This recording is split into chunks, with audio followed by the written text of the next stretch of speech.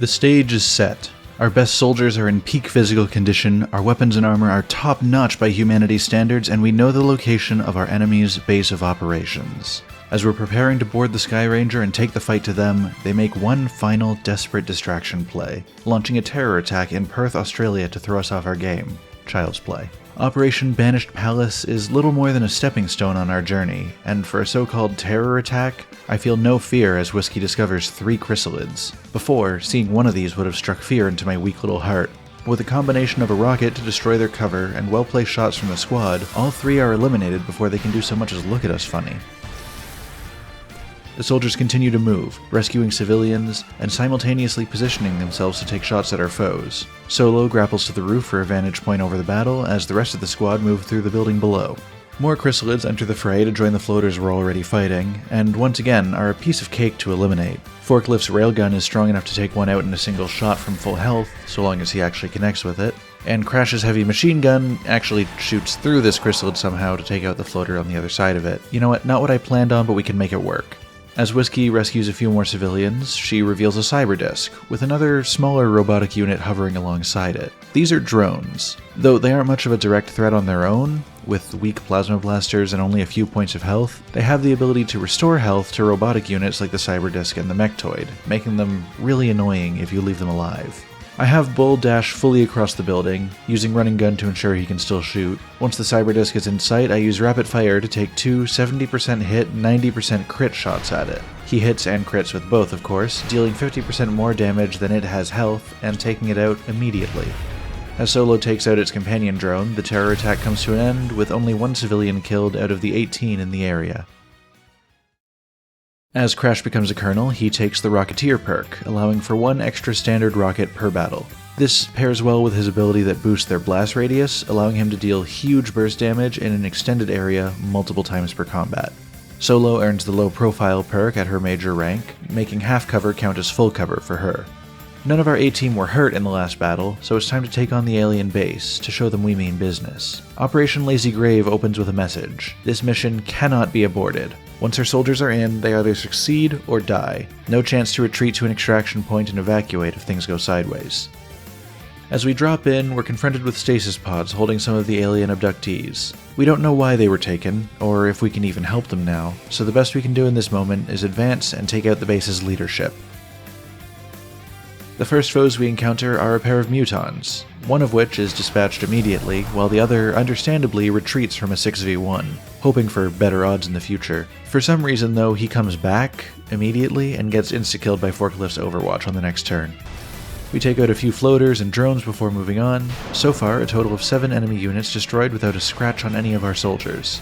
This team has trained together for months at this point, being able to cover for each other and work together flawlessly. In the next room, we're challenged by more drones, as well as 3 chrysalids and a sectoid-mechtoid pair. I have Whiskey and Solo take out the drones, and I ask Buster to fire a rocket at the 3 chrysalids. With his Mayhem perk boosting rocket damage, the single rocket should be enough to kill all 3 of them from full health. Unfortunately, rockets do have a 10% chance to not go straight towards their targeted area, and this is the one time that Buster has ever fired off course. Luckily, it doesn't hit anything close to our allies, and it still takes out 2 of the chrysalids, but it does throw my plans off just a little bit.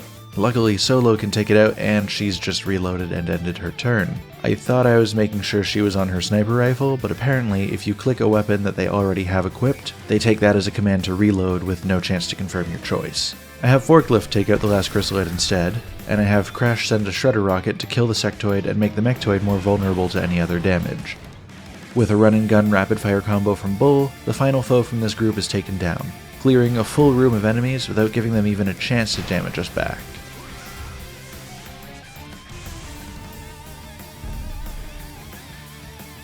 The next room is big and open, with multiple levels.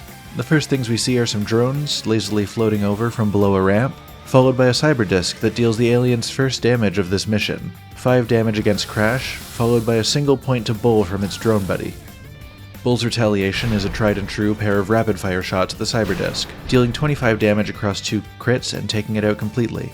I have Forklift stand by our pair of wounded soldiers and use his restorative mist healing ability to bring them both back to top form. A pair of mutons charge into the fray, one of them taken down by Overwatch fire before he can reach his destination. As Solo grapples to the upper level to get a good vantage point, Whiskey takes out the second Muton with a point-blank plasma headshot. As the squad moves up the ramps to the upper level, we spot our final foe, a sectoid. But this one's a little different from the ones we've fought before. He's alone, his health pool is over 3 times as large, and his head is swollen and glowing. This is a sectoid commander. The name will make sense in a moment, I promise. As he stays in cover, we begin to advance. Then he uses his psionic powers on Solo, mind-controlling her and turning her into an enemy unit temporarily. Kill them all! Luckily, the last thing I did with her was equip her pistol so she could attack an enemy after moving, so she doesn't have access to her most damaging abilities, and our defenses can handle shots from her. I move my soldiers so they have cover from both the sectoid commander and Solo, and I put Forklift out in the open so she'll take her easy shots at the bullet sponge, rather than risk taking down my squishier, fully human units. Meanwhile, I have Bull book it towards the commander. This is a new specimen, seemingly the leader of this base, and it would be incredible if we could take it home with us. I get him to take a pistol shot at it to lower its health to stunnable levels, but he misses. When it turns its psychic powers on him to make him panic, he takes a shot at it again and crits, leaving it at only 2 health. Task failed successfully, I guess. After a bit of cat and mouse with Bull advancing and the commander retreating, we finally reach a point where he's close enough to stun it. As the sectoid commander falls unconscious, Operation Lazy Grave comes to a close with 22 aliens killed and 0 XCOM casualties.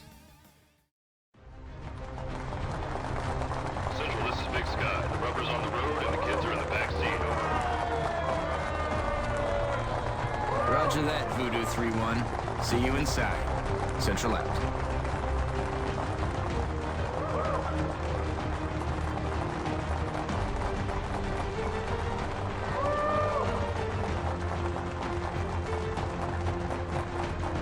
Something wrong, Doctor?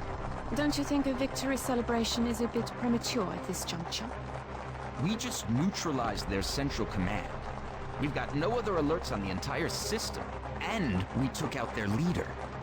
In my book, that's a win, Doctor.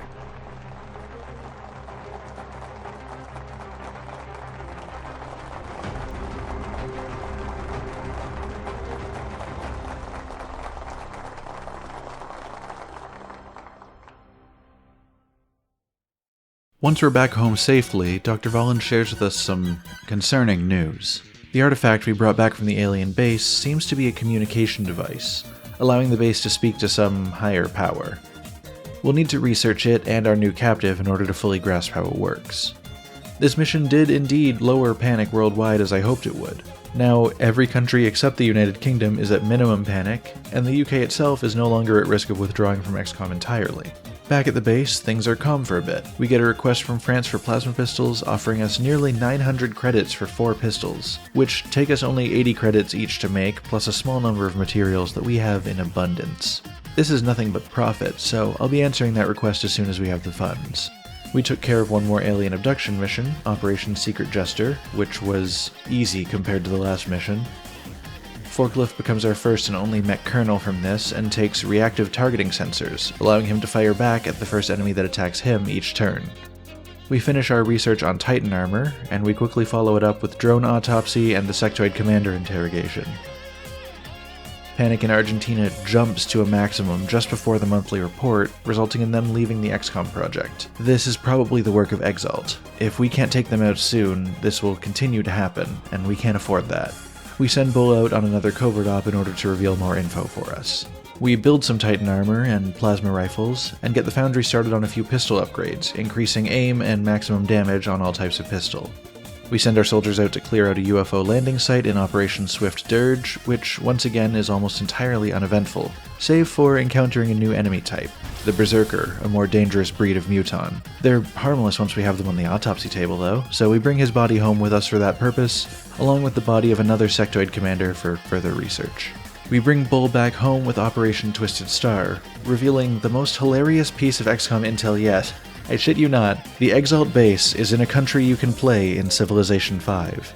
This eliminates Nigeria and South Africa, meaning that our last options are Mexico, Egypt, France, Germany, and Japan. I have a 1 in 5 chance of being correct if I accuse a country of harboring EXALT, but if I'm incorrect, they'll withdraw from the XCOM program entirely, and we can't really risk that right now. We still need more intel. Whiskey earns the In the Zone perk, making it so that killing a flanked or out-of-cover enemy with her sniper does not cost an action, meaning under the right conditions, she can fire until her sniper rifle is completely empty in a single turn, and then finish off by reloading to be ready for next round. We sell off some supplies we looted from our alien base and UFO missions, and we begin construction on...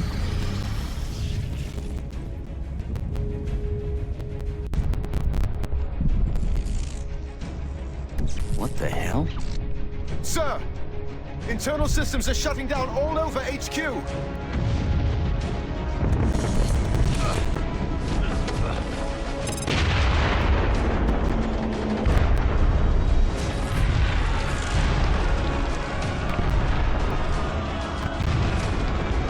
This is Central.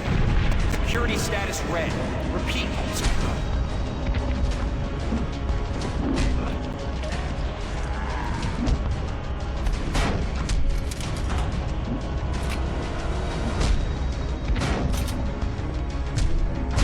What have you done? Answer me! Sir! We're picking up movement near the outer perimeter. Multiple sensors have been tripped. We have a breach!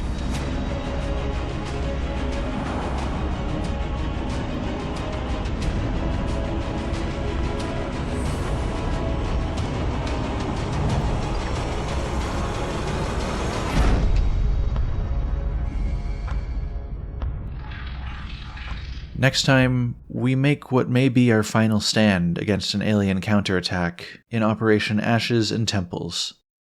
Thanks for watching. Feel free to like the video, comment to let me know what you thought about it or give me tips for the future, and subscribe for more. See you next time.